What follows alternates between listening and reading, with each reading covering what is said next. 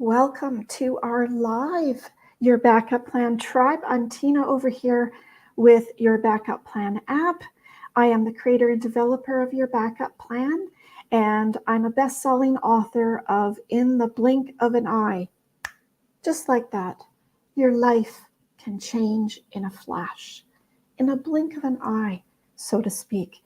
And it does. I'm also an emergency preparedness coach, and I'm bringing, today we talk about real life stories each and every day with really amazing guests on our show about their life-changing events in their lives, whether it's trauma or tragedies or sickness or accidents. And I'm so very blessed to have Judy V here from Mexico to talk about Locked Away and Breaking Free, Judy's courageous escape from confinement. I am so excited to have Judy on our show today. We're going to have a quick commercial and I'll be right back. In the blink of an eye, life can change dramatically. On our podcast, Talking Taboo with Tina, we delve into these life-altering events with celebrities, authors, and everyday people just like you. You'll also discover Your Backup Plan app, a life-organizing tool designed to prepare you for any unexpected circumstance. It's your safety net, taking the sting out of tragedy. Imagine a plan B that ensures your finances are safe, even in the worst-case scenario. But it doesn't end there. Join our vibrant Facebook group for free webinars on backup planning and secure your future today. We're back. That was a little glitchy there for a second. Well, let's bring on Judy V for our show today on Locked Away, Breaking Free from Judy's Courageous Escape of Confinement. Welcome, Judy. Hi, Tina. How are you doing? So good to be here. Oh, I'm so happy to have you on our show. Judy is a serial entrepreneur in the real sense, having established businesses in many different industries. She is the bravest woman in the UK, and she's also known as the International Woman Winemaker of the World. She's a best-selling author and an international speaker, and she's coming to us from Mexico today. Oh my gosh, that was a mouthful, Judy. Wow. That is wonderful. And I'm so happy to have you here to talk about your story. Where did it all start for you, Judy? Oh, wow. So I will start by saying that for some, this might be a triggering story, triggering experience. And just to understand that this is my experience and how I made sense of it. And we're all on a different journey, and it doesn't make anyone wrong or anyone right. It's all just perfect. And for me, it's just, I'm privileged to be able to share that with your listeners, Tina, and I'm really grateful for the opportunity. Okay. So it started like a long time ago in Ireland. I was locked up, and I'm from the age of about 3 until I escaped in my early 20s. And in the interim, like isolated from society, not educated, moving from one place to another, and being abused and tortured. It was, I was literally used as a slave. And it got to a point where literally I lived only because my heart beat. I felt like a piece of meat. I felt empty. I felt like nothing. I would go to bed at night, or I would be in bed at night, and I would beg for my heart to stop beating, just for this to end and to stop. And, and in those days, being isolated has a different connotation to what it does now. I mean, there were no mobile phones, there was no internet, there was no YouTube, there was television, but like in Ireland in those days, there were 2 TV channels, and that finished like at 11 o'clock at night. So very much the world was also very much different to what it is now. So until one day, everything changed. And it was in November, I think it was, I was about 15 years old. And it had been a particularly bad night of torture. The levels of torture were unbelievable, how I survived. They involved like the most horrendously brutal stuff that you can imagine. Like being shot was the lightest, right? It's like it got worse than that. Yeah. So it was both physically and emotionally and And sexually, it was in all way. Everything. It was physical mutilation, it was physical, it was mental, it was emotional, and it was sexual. So it was horrendous. That left me literally feeling like meat, nothing else. So this one night had been particularly bad, and it'd been all night. And I remember walking into the bathroom, and it was November. It was early morning, 7-ish in the morning. It was grey. And I remember walking in up to the mirror over the hand basin, and I remember seeing myself. It was almost like it was the first time I had ever seen myself. Or it was like the weirdest experience. I had obviously seen myself before, but this particular moment, it was different. And I looked at myself, and beyond the bruises and the blood on my face, the threadbare torn nightie and all of that, and I looked into my eyes, I found myself leaning in and looking into my eyes, and almost like reaching in with my arm down to my solar plexus and grabbing something. And that something became my something for many years to come. I didn't know what it was. I didn't have a language. Wasn't really it. I could barely read or write. And I grabbed my something. And my something was with me for many years. I now know was my spirit, my soul, my core, my essence. And I grabbed it. And as I grabbed it, I was literally transported out of my body outside.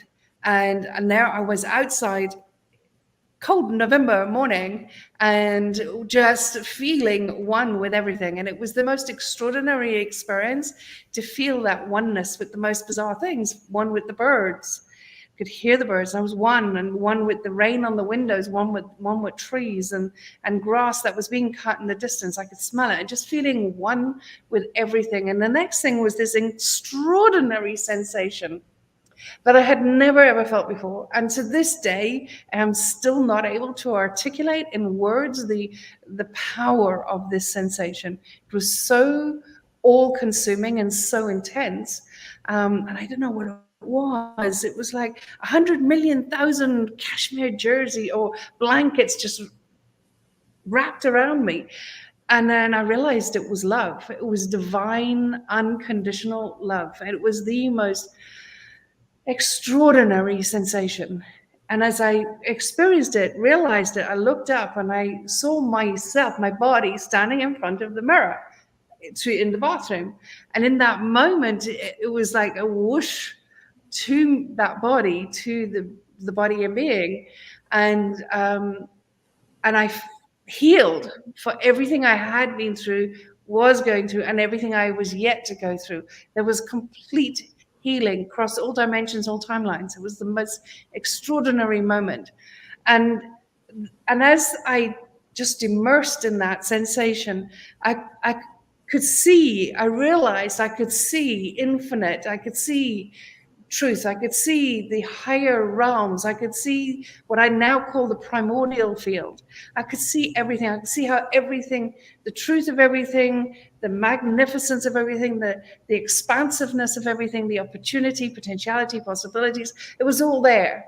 And I knew in that moment, without a shadow of a doubt, that I would escape. And I knew in that moment that I would experience an extraordinary life. And I suppose, in a way, planted 3 seeds. That's how I see it. I planted 3 seeds in that moment, and that would be my life, would be love, prosperity, and adventure. Now, I didn't have the word prosperity then. I didn't even know that word existed. I called it luxury, but I understand now my meaning was prosperity. And that has literally been my life. And was this both your parents then at the time? No, I had been taken away from my home, and I was just with my father and others. So it was not, my mom was away living with my other siblings. I was the one who was taken out. And why would that be?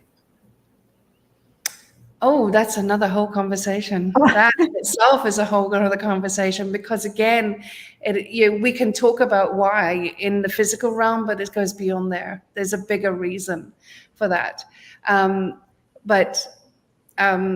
There's a much bigger reason for that, and it goes into the sort of like where we come from in the dimensional realms and how we get interfered with and all of that. So there's another whole conversation. Maybe we talk about that another time. Yeah. But what happened for me, so it was, I was the one taken out. I have a number of siblings, and they were left with my mom, and I was taken away. And in that moment, when I came back into my body, I don't know how long that whole experience lasted. I have no idea. Came back into my body, there was a few things that I knew. One, I had changed. I had shifted. Nothing was ever going to be the same again. And I knew that 100% certain. I had no doubt about that. I knew that you could hurt this physical body, because you could never touch my essence. Nothing and no one could ever touch my essence. And I was connected to that. I was one with that. And between the time, and this is going to be funny, but between the time of me coming back into my body, realizing that, and between walking from the mirror to the door, I knew that when I escaped, I would get a job in either shipping, oil and gas, stockbroking, or merchant banking. And I had no idea what that meant. These words came into my head, and I have no idea what they meant. None. I was not educated. What is a merchant banking? I know what a bank is, but what's merchant banking? What's stockbroking? It didn't make any sense to me. What's shipping? It made no logical sense to me. So for the next 6 years, until I did escape, it's not that I didn't experience the torture and all the stuff. That all continued. But I never once again felt like a piece of meat. I never once again felt like nothing. Right. Nothing could take away the joy, the sheer joy, happiness, connection that I had. In the moment of torture, sure, I had moments of what would you say, anxiety and hell and suffering and all that. But the moment that physical act stopped, I was now reconnected to my source, to my something. And it was my something that I connected to. And I was always in this joy, and I set about learning. I taught myself to read and write. I taught myself about money. I taught myself about business. I taught myself to do all sorts of crazy things: oil painting, knitting, what was the other thing? Playing a violin. I taught myself from nothing, no training, no teaching, nothing. Because when I experienced that moment, I saw that we are all divine. We are all connected to source. We are all contained within us the seeds of original creation. There is no separation. And as such, we have access to all knowledge that ever has been, is, and ever will be. We can tap into that. And how we tap into that is something else that I learned, is that we are anatomically, our body is designed to connect, communicate, and create from our infinite realms.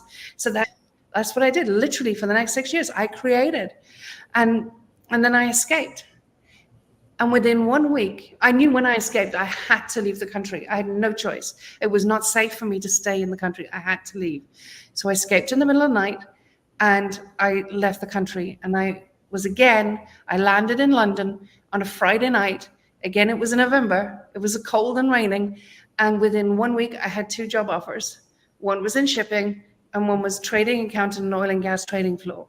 And that's the one I took, earning almost 6 figures from nothing, no education, from nothing, just connection to my something, being guided by my something, because we have access to all information. I walked into that office that first day and I saw a computer. I had never seen a computer before in my entire life, but I knew what to do.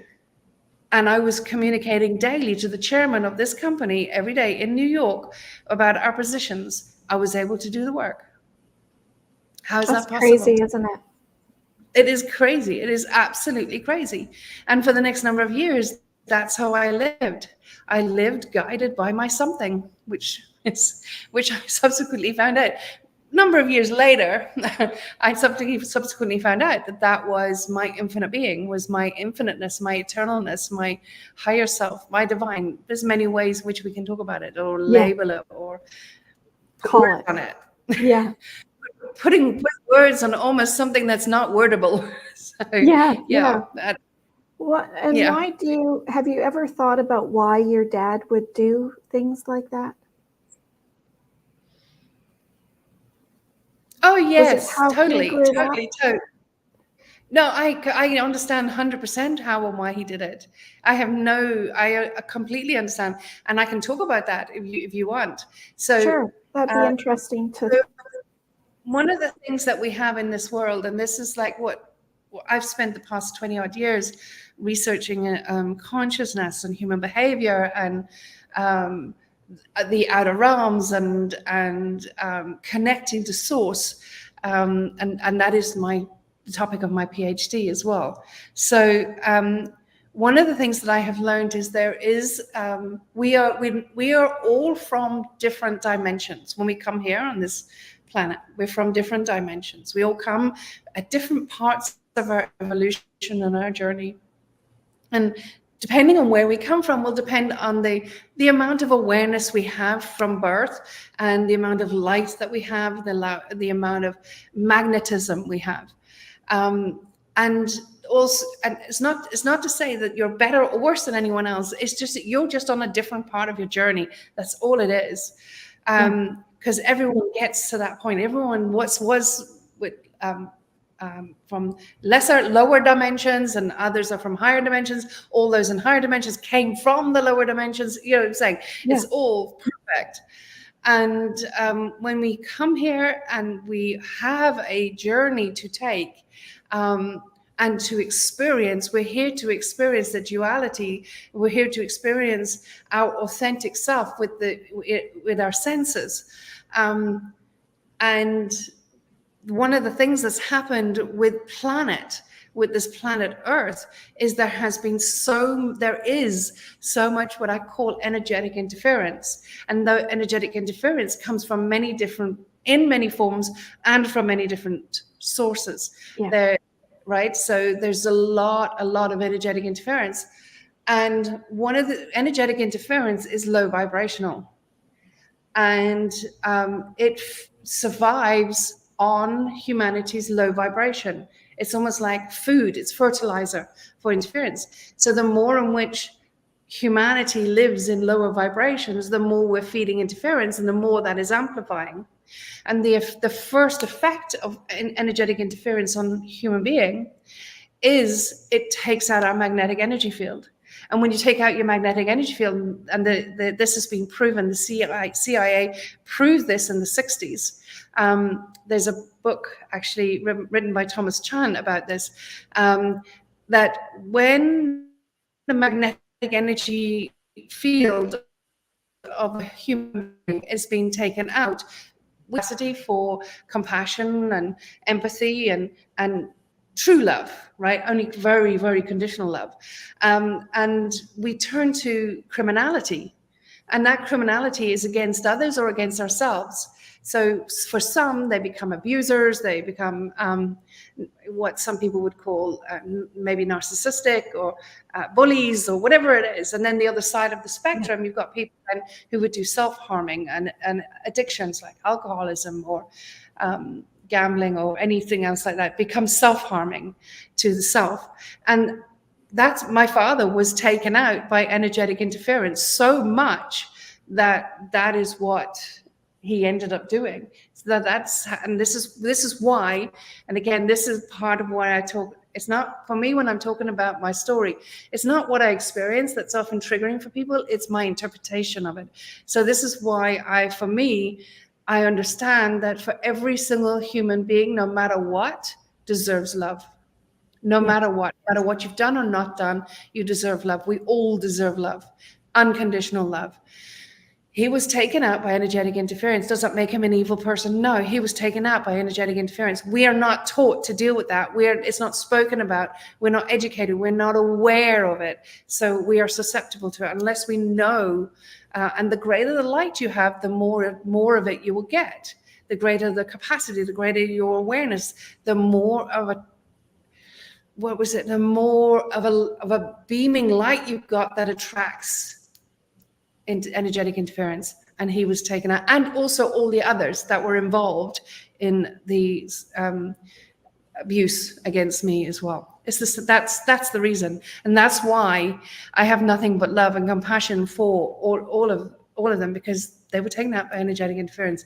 And that is why I am on a journey to bring people's awareness to this, because we can clear it and we can live in higher vibration. And the more and more and more of us that do that, the more we take out the interference, if that makes sense.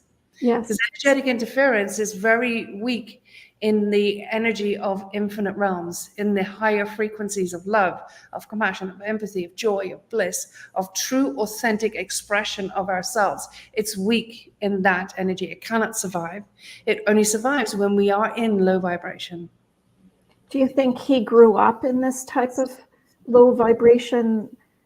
His parents, Angry. I think, were very much taken out, and him and his siblings experienced it from a young age. Yeah, I think he did a very good job in his early years of trying to rise above it, but again, not aware of what was going on, and he succumbed to it totally. He stopped literally trying to, and just allowed himself to be who he was. Yeah. So Was he very angry? Or how was he dealing with this? Was it from an angry portion, or was it from being a victim maybe, or it's all he knew, or what do you think?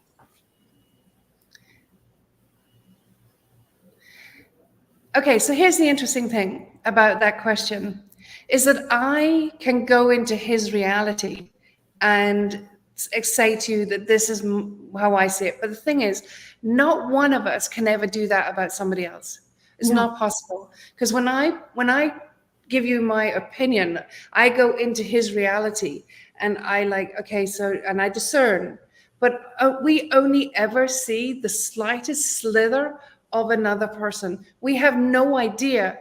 And all we can do is make up a story, best case story, on the rest. So I tend to avoid going into the detail of the why and what for other people. And do you see what I'm saying? I don't know if he was angry all of the time. I can. Oh, there we are back.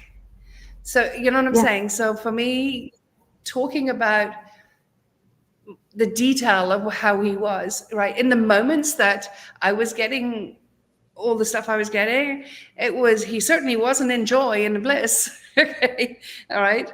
But was he ever enjoying bliss? I don't know, because I would only ever, that my awareness of him was just that. Do you see what I'm saying? So. Mm-hmm. So did your mom know this was going on when she was living somewhere else?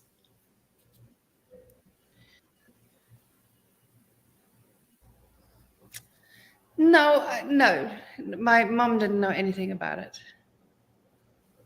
And I mean, back then, it's different now with TV and internet and shows and the news and everything, right? But your mom, if she wasn't around, unless someone told her or she saw it, she wouldn't know, right? It's not like it is now.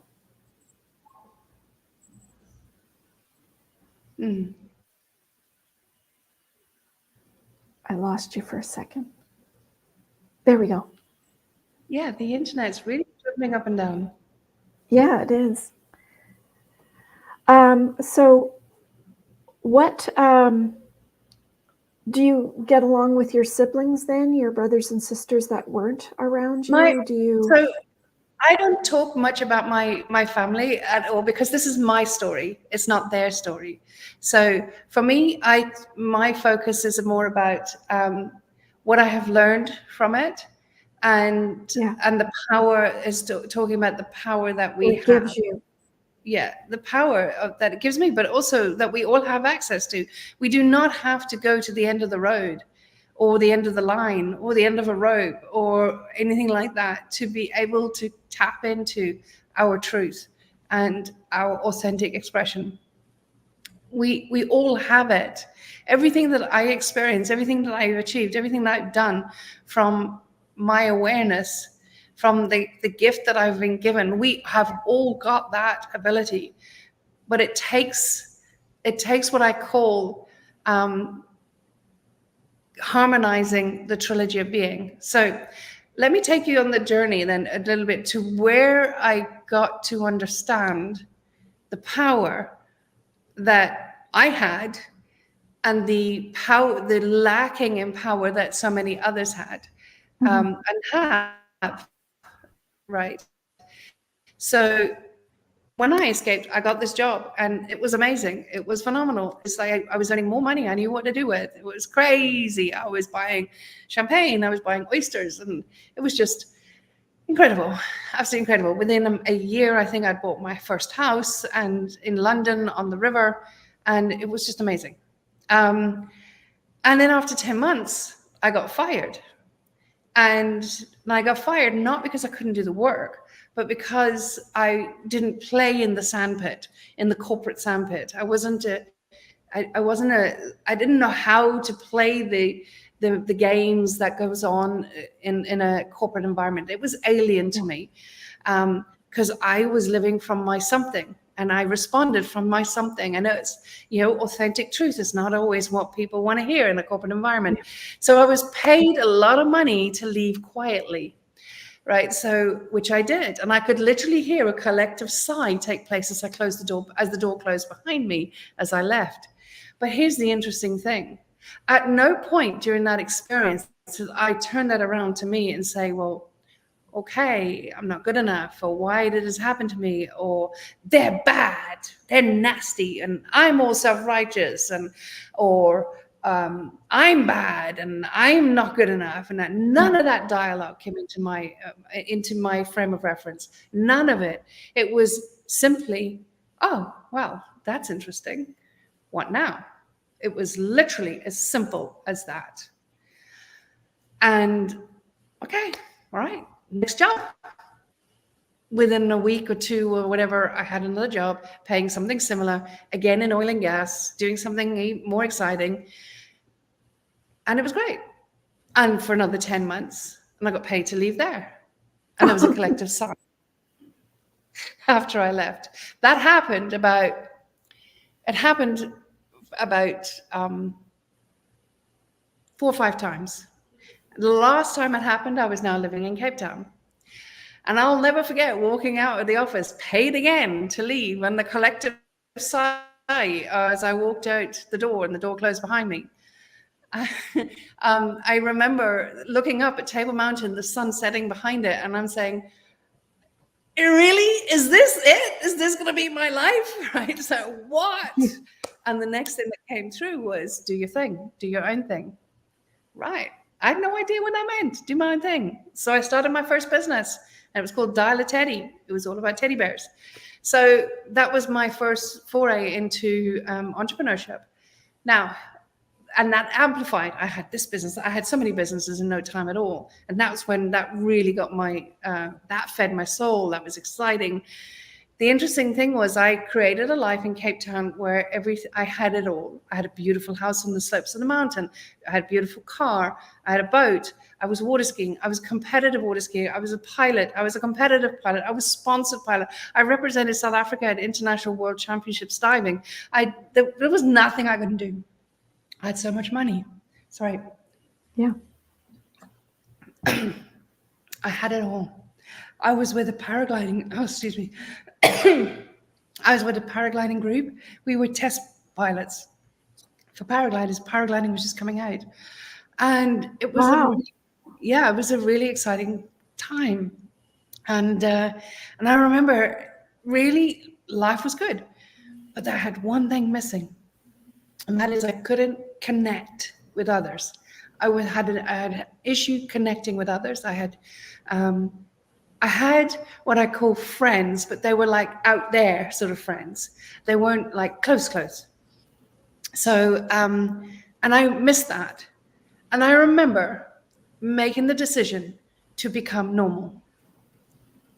They couldn't relate to me. I couldn't relate to them. right? To me, I could do anything and everything. And to me, it was like the next step, what is next? What's next? What's next? And I would create and I would create and I would create. And they couldn't understand me and I couldn't understand them, because for them, it was like, you've got to work hard, you've got to struggle, it's going to take this long and all this sort of stuff. Not in my model of the world. And then I decided, I'm going to be normal. I'm going to be like everyone else. And what for the next 18 months was nothing short of absolute hell on earth, as I decided to become normal. Because that part of that was now looking outside of myself for validation, being somebody that would be the person that would have lots of close friends, be the person that would have 2 or 3 bookings or parties to go to every night, on all of that. And that was hell on earth. And now my life changed. And I started looking for more and more. It was like a bucket with a hole in it. Never mind a hole in it, with no bottom in it. And it was just constantly empty. I had no frame of reference. I had no way of dealing with this. Yeah. And my life started getting more and more extreme, more dangerous. I did more extreme stuff and all that. That wasn't feeding me. That wasn't enough. So I started taking overdose. Just to stop the world spinning. Just give me 5 minutes. I need to think about this. I couldn't figure out what was wrong. It was crazy. And it was like one overdose after another. Sometimes I'd be in a coma. I'd come out of it, be discharged, and that same day take another overdose. How I didn't die is a freaking miracle. And it wasn't that I wanted to die, but I would take like hundreds of a certain set of pills that would kill others, but didn't kill me. Or if not kill, certainly neurologically destroy a lot of cells that you don't come back from. You were escaping, I guess, right? You were escaping with it. It's not that I wanted to escape. I wanted the world to stop for a minute so I could think. And it was the only way I could think about the world stopping for a minute so I could think. I just needed the world to stop. And every time I came out of the coma, the world had slowed down a bit. And I could just think a bit. And so I was institutionalized many times over that period. All sorts of things happened. And I was forced to see therapists and hypnotherapists and all the things. And they were like trying to get me to run the story. What did your mom say? What did your dad say? Blah, blah, blah, blah, blah. And I kept telling them, it's got nothing to do with that. I am healed. I healed in that. There is no issue there. There's no wounds. There's no trauma there. They couldn't understand it. They didn't believe it until I woke up from the last overdose, and it was like, oh, bang, there it is. Complete made sense to me. Whilst living locked up, I was in bliss. I connected to my authentic, my something, myself, my truth, and nothing in my environment could take that away. I was locked up. I was starving. Sometimes I would be eating dog food. I didn't have any clothes. I was wearing old men's torn clothes.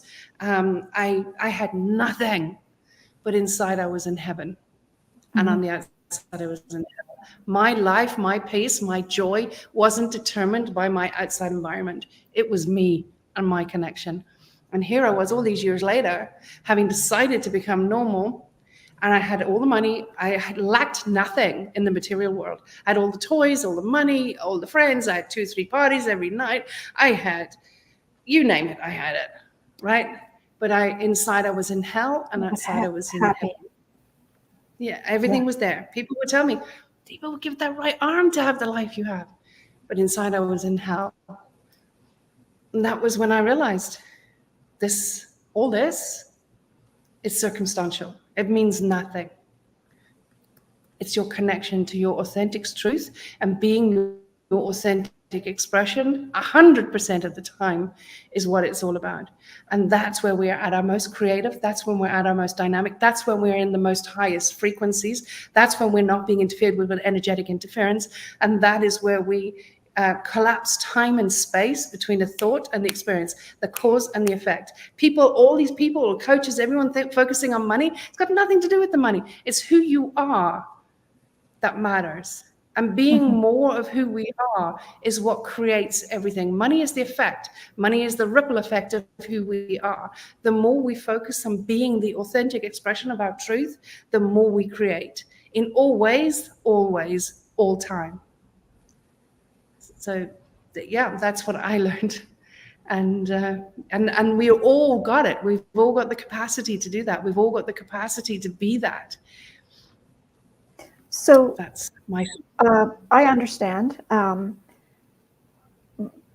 What I wanted to ask was, you hear sometimes these women who have been brought out of being captive somewhere, sometimes with parents, sometimes with a kidnapper or such. What kind of message would you give them that are suffering in this kind of world?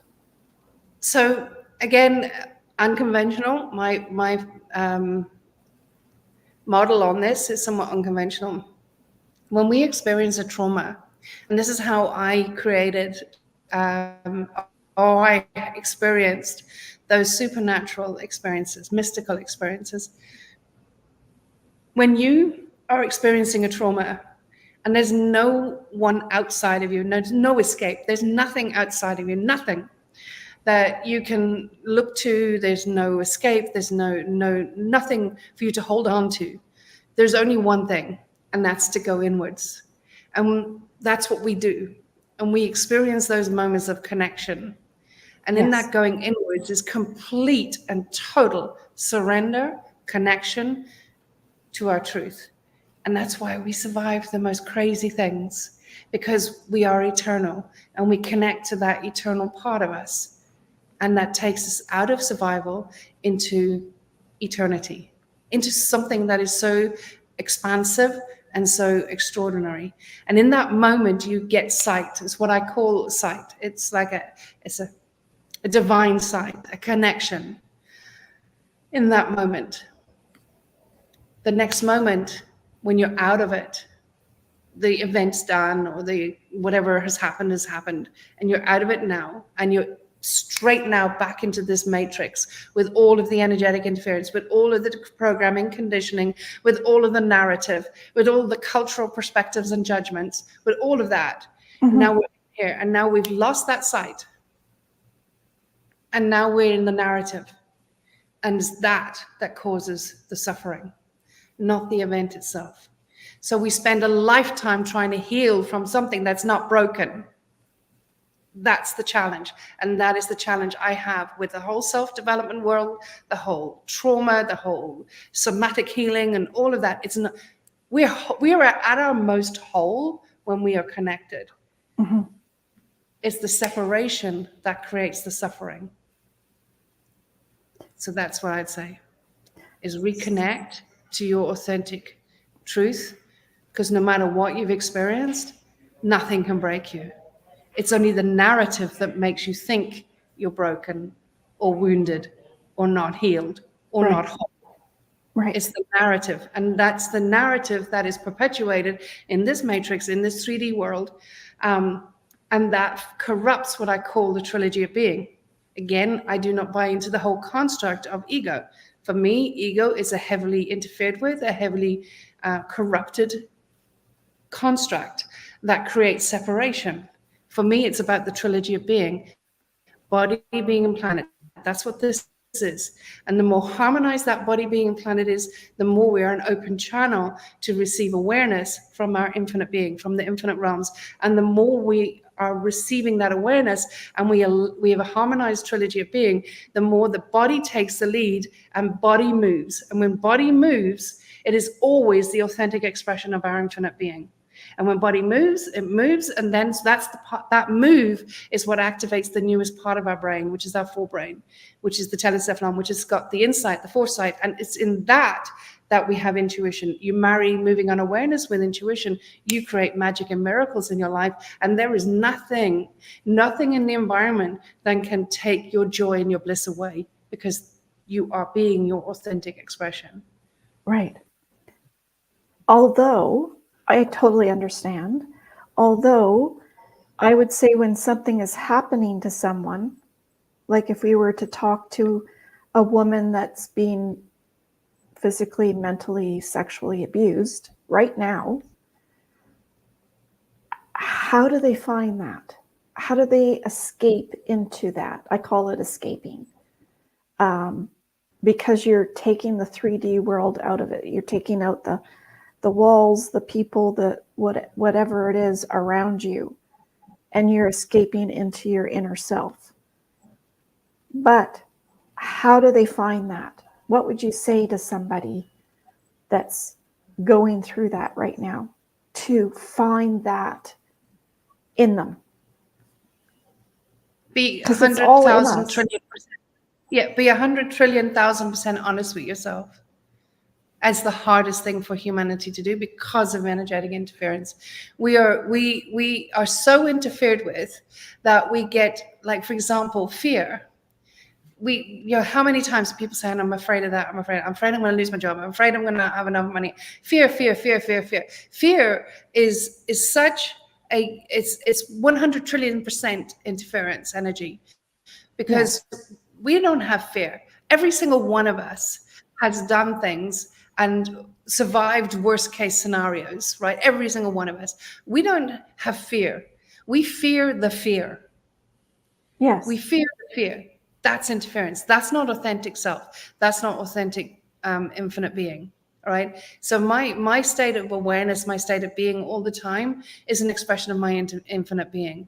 And that's what I suggest people do. Like, so this is what I do is I clear all the embodied interference from people that allows them to harmonize the trilogy being. When you see that, when you get that opportunity, you have a free flow of awareness coming through from infinite being. But for people who are going through this that I'm not working with right now, it is connect to your truth. What is your joy? And any I don't knows, I'm not sure is interference. Banish it, clear it. Body truth, not you, not yours. Just clear it. Banish it, vanquish it. Just don't buy it, don't buy it, don't buy it, don't accept it. And just keep on doing that. Do not accept it, do not accept it. All right, banish it and say, right, okay, so what would I be thinking if I wasn't feeling, I don't know, I'm not sure, or I'm not, how would I know? Scared. All I know is this. What would I be thinking? Okay, so what's the worst that could happen if you own that? What would you be thinking? What's the worst that could happen? And be that, live that, connect with that, and see what happens. See how your state changes, and see how more and a little bit more and a little bit more you start connecting to your truth, your joy. The more joy you experience, the more possibilities exist. The more you move yourself out of fixed points of view that you have to justify and defend, the more infinite possibilities you see. Because there are always options, possibilities. We are infinite. So how could it be just black and white? How can it be just that or that?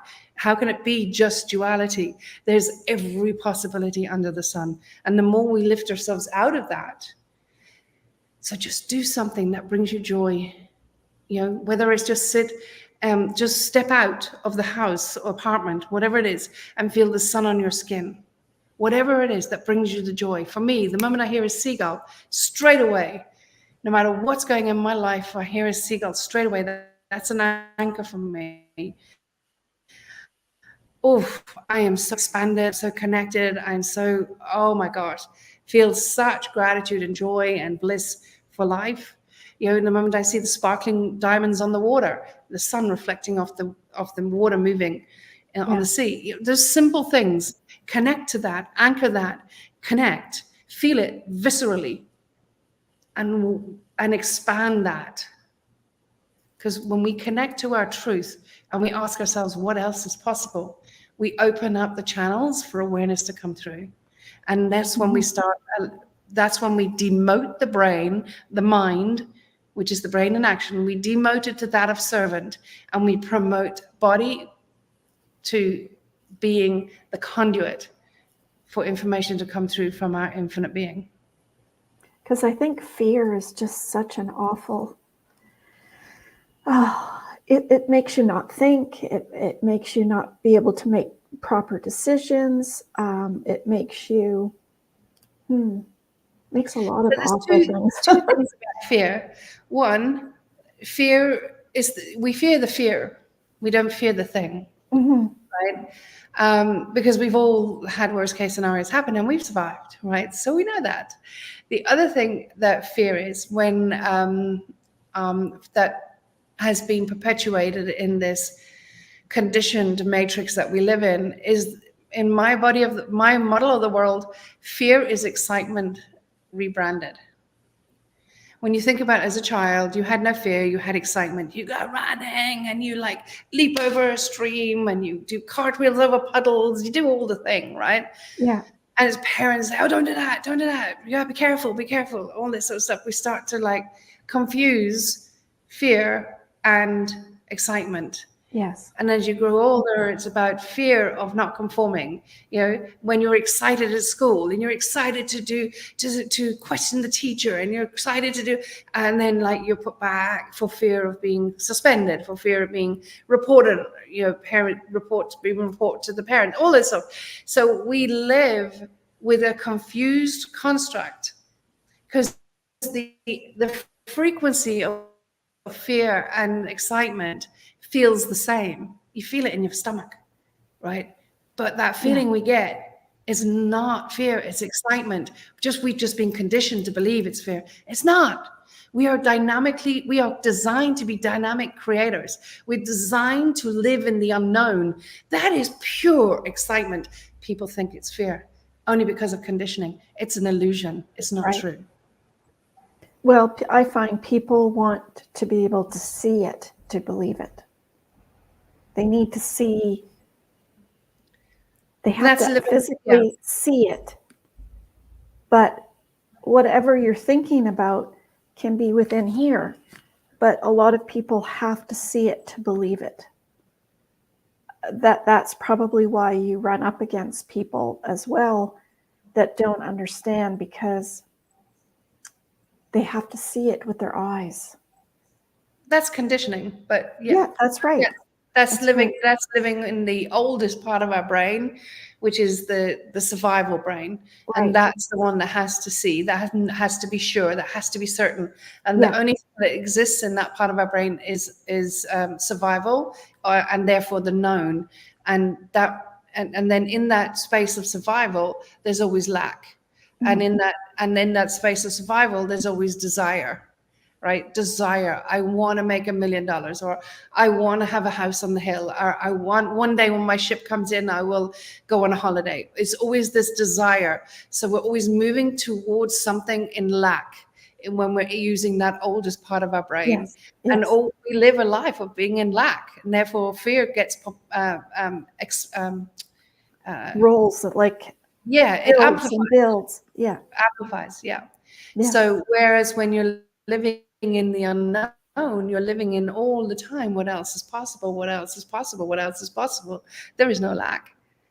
And there's certainly no desire, because we are everything at all times, in all time frames and all timelines and all dimensions. We are everything. There is nothing ever lacking. Now, people listen to me saying, yeah, well, I don't have $1 million in my bank. But where are you $1 million? Where is your $1 million? You're conditioned to think that it's only got to be there. Well, where is it? Because in the field, in your blueprint, it's there. In all our blueprints, it's there. All of it's there. Whatever it is that you want, or whatever is the authentic expression of your truth, it's there, and more. Yeah. We just come on. Maybe that's not their authentic self. They can live with less, and they're very happy with less, but for some reason we've been conditioned to feel that we need it or want it, I guess, so to speak. Yeah, there's many reasons why that might happen. There's living in other realities. There's comparing their life to others, creating depression, and that's just what depression is. It's all those sort of things. But when you live your authentic truth, you will be living in prosperity. End of story. In whatever form that is, there will be prosperity. It can't not be. Infinite realms, infinite being, nature, Mother Nature, Gaia, all of it. It's all infinite. It's all abundance. Yeah, that's incredible. You could talk about this for hours, couldn't you? Yes. I can see that. And you're only just touching it, but It's amazing to think that if there's anyone struggling with any sort of thing out there right now, that you can handle it and that you can find it. And I like that, because I think there are possibilities for people. And sometimes it's just a mind shift, No, it's an energetic shift, not mine. Energetic shift. Yeah. In my model of the world, Tina, it's an energetic shift. So there is absolutely no requirement to be living in suffering or struggle at all, because we change it. When I work with my clients, their life change in an instant. Like you say, blink of an eye, everything will change. When you change the blueprint, everything changes in this 3D world of matter. Yeah. Yeah. No, that's awesome. What kind of final, I hate to go. And don't forget to please like, share, and subscribe down here below to get more of these awesome guests coming on our show. And I love to have each and every one of you. What kind of final message would you like to give, Judy, to those out there listening? So I mentioned earlier that the one thing that I've seen, and I'm not the first person to speak about this, many have over the centuries, but I saw it, I experienced it, and my life has demonstrated that we are one with everything. We contain the seeds of original creation. We are divine and we are eternal. And as such, we have access to all information, all wisdom, all knowledge, and everybody has experienced that. Have you ever just like said something, done something, thought something, and thought, how did I know that? Yeah. That's just a tiniest little slither of what is possible, right? And when we start to trust that, you open up so much. I mean, devoted trust in that, you open up so much. Now, the third thing, and this is the part that's one, counterintuitive, and two, going to change your life when you do this faster than you can imagine, is that any challenge, any block, any obstacle, anything that's coming up for you in life, the answer is not to find out more or do more or look for more or look outside of yourself. That is an indication, it's feedback from the infinite realms to come back home to you, to come back home to your truth and ask for awareness. Every single day, myself and all my clients, what we do is we ask for awareness. What awareness can I have today that will allow me to amplify my life times a gazillion? What awareness can I have today about the most impactful things that I can put my attention to? When we look for the answers from within, from our authentic truth, everything is shown to us. Everything. Well, they say if you ask, you will receive. 100%. I have actually got a program on that, Ask and Always Receive, where I take you through that and you experience the magic of that. Ask and always receive, because you will always 100,000 trillion gazillion % receive it. Not always in the way that you think, because it will always be in the unknown. But the more we trust ourselves, the more we trust the unknown. That's right. I feel a lot of people, a lot don't trust. No. And that's why they want to trust in outside things. You have to see it to trust it. But you have to trust in yourself. You have to trust within you. Yeah. Yeah. No, that's awesome. Thank you. Those were great tips. I really like those. Cool. Thank you, Tina. You're welcome. And thank you, listeners, for coming on board our show today. I'm so happy to have each and every one of you with Judy V's, well, some people might call them crazy. I don't know what else you might have been called, but it's something because people can't see it. I honestly believe that. And I think if you don't see it, then you should be able to feel it. That's what I personally think. But again, it's training, it's believing, it's fostering this, it's understanding it, and it's having faith in it, having faith in yourself and trust. Yeah. So thank you. Thank you so much for coming on our show. And, you know, everybody, in the blink of an eye, something can happen, just like Judy said. Sometimes there's no 5-minute evacuation notice. You know, when that car hits you head on, it's not like, hold on a second. I didn't say you could hit me yet. That doesn't happen. And I always think things happen for a reason. So sometimes you're not given any time at all. And that's why you need to have a better organization of what you have, what you want to have, what you feel, what you want others that are left behind to get from you, whether that's your special words, your writing, your thoughts, your books that you write, your music that you play, your songs that you write, whatever that is. It's having that organized so that when something does happen to you, and something will, that you will be better prepared for the unexpected, because something always comes to us at some point in time in our life. Sometimes people have many. They have their house burned down, or they were in a hurricane and then they got sick, or whatever it might be. We'll have a plan so that you're not left stranded, as well as those that you love aren't left stranded either. So thank you for coming on our show, Judy. I appreciate all your words of wisdom. I call them words of wisdom because you've learned them the hard way. You definitely have learned them the hard way. But you're able to talk about it now and help others. And just like I'm able to help others not to be in that mess that somebody's left behind, but be better prepared for the unexpected.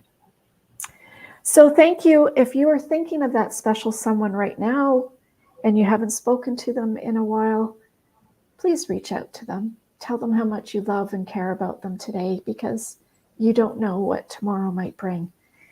And I always end with Carol Burnett. Do you know who Carol Burnett is, Judy? I've heard of Carol Burnett, yes. Her shows that she used to have on back in the day. I'm so glad we had this time together just to have a laugh or sing a song. Seems we just get started, and before you know it comes a time we have to say so long. So long, everybody. I loved each and every minute my time with Judy, and I hope you did as well.